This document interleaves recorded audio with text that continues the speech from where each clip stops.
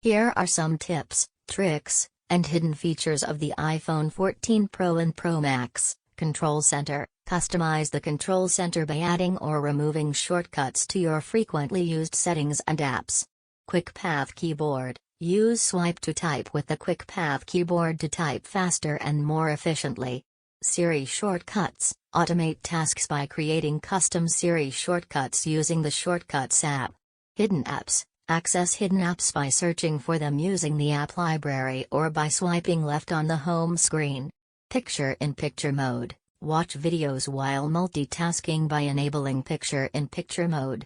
Reduce transparency. Decrease screen brightness and reduce eye strain by reducing transparency and increasing text contrast.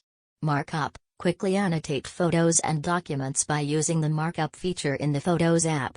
Portrait mode. Enhance your photos by using the portrait mode and adjusting the depth of field.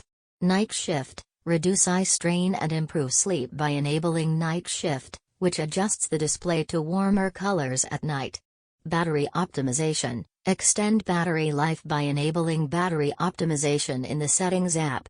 These are just a few of the many tips, tricks, and hidden features of the iPhone 14 Pro and Pro Max.